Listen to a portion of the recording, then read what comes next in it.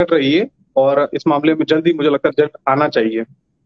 ठीक है। शिवेश जी, एक चीज आपसे समझना चाहेंगे, जब पूरी टीम होती है इसमें और जिस तरह से आरपीएससी अपना पेपर बनाने का काम और करती है, तो इसमें सबसे बड़ी इंपॉर्टेंट चीज होती है पारदर्शिता। तो क्या लगता है ये इतना आसान होता है इसको तोड़ देना?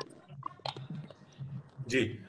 नूपुर जी, देखिए इसमें क्या है कि जो परीक्षाएं हैं, ये तो बिल्कुल सही बात है कि राज्य लोक सेवा आयोग को जैसे बैंकिंग की जो चयन प्रक्रिया, भर्ती प्रक्रिया है बीपीएससी की, उससे भी सीखना चाहिए और डिसेंट्रलाइज मैकेनिज्म तैयार करना चाहिए जहां पर किसी एक व्यक्ति को पूरे पेपर की जानकारी ना हो। जैसे बीपीएससी करता है, वहां पर अलग अलग व्यक्तियों को अलग अलग नंबरिंग के पेपर्स के क्वेश्चन सेलेक्ट करने के लिए दिए जाते हैं और इस तरह से किसी भी एक व्यक्ति को पूरे पेपर की जानकारी नहीं होती है। तो इस तरह की चीजें राज्य लोक सेवा आयोग में भी लानी चाहिए। साथ ही साथ जो सदस्य हैं उनके, जहां से सबसे ज्यादा लीकेज की संभावनाएं भी होती हैं और कहीं ना कहीं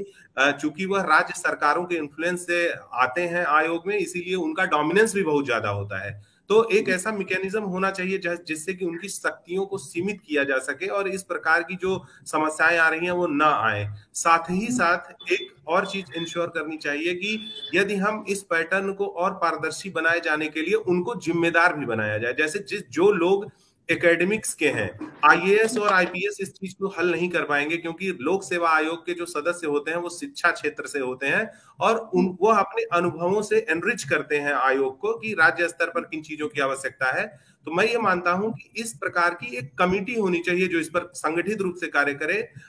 और उन कमेटी में ऐसे लोग होने चाहिए जिन्होंने एक्चुअल में डिलीवर किया हो कुछ विशेष कार्य, या वो कुछ ऐसे राज्य या केंद्र सरकार के द्वारा कोई अच्छे पुरस्कार प्राप्त लोग हों या उनकी रिकमेंडेशन इस तरह की उन्होंने कुछ अच्छा उस पर्टिकुलर शिक्षा के क्षेत्र में कुछ डिलीवर किया हो, ऐसे लोगों को ले आया जाए। इससे क्या होगा कि जब हम अपनी सदस्यों के चयन की प्रक्रिया को बहुत स्टैंडर्डाइज करेंगे तो वहां पर ऐसे लोग आएंगे लोक सेवा आयोग में जो जिनका उत्तरदायित्व का जो उनका सेंस ऑफ रिस्पॉन्सिबिलिटी होगा वो बहुत ज्यादा होगा। एंड दे वो लोग ऐसा काम नहीं करेंगे कि जस्ट एक राजनीतिक पपेट बन के वो आए और अपने पॉलिटिकल एम्बिशंस को राजनेताओं के फुलफिल करें। वो अपने लेवल पर, जिस तरह से एनईपी में देखिए सिलेक्शन की प्रक्रिया जो थी वह बहुत ही मानक लोगों को, अमेरिका के बड़े बड़े मैथमेटिशियंस को भी उसमें शामिल किया गया जो एनआरआई इंडियंस थे। तो इस प्रकार से लोक सेवा आयोग, राजस्थान की पॉपुलेशन कम नहीं है, यूपी की पॉपुलेशन कम नहीं है, राज्य लोक सेवा आयोग को और अधिक जिम्मेदार बनने की जरूरत है। और हमारे पास एक यूपीएससी ने, संघ लोक सेवा आयोग ने एक ऐसा मानक बनाया है कि आज के समय में पूरे देश के अंदर जितनी भी चयन प्रक्रियाएं हैं नौकरियों की,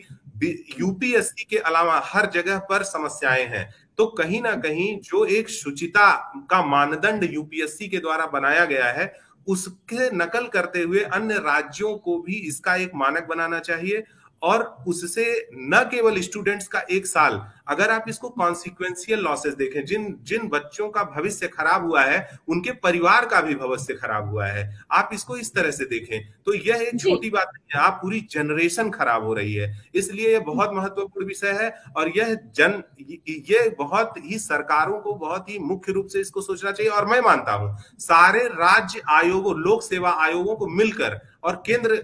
बीपीएससी को भी, और हमारे संविधान 315 में अनुच्छेद भी दिया गया है कि यदि 2 से अधिक राज्य चाहे तो मिलकर भी एक संगठित लोक सेवा आयोग बना सकते हैं। तो इस प्रकार से एक इंश्योर करने के लिए क्वालिटी पॉलिसी को और नीति निर्देशक तत्वों के लिए एक संगठित तंत्र होना चाहिए जो इस पर एडवाइजरी दे सके। बिल्कुल। चंद्रशेखर जी, साथ ही एक इम्पॉर्टेंट बात ये हो जाती है, जब से गवर्नमेंट आई है 2018 में, उसके बाद से जो सियासी गलियारों में भी एक सवाल गूंजा है कि क्या गारंटी है कि उसके बाद से जितनी भी परीक्षाएं आरपीएससी ने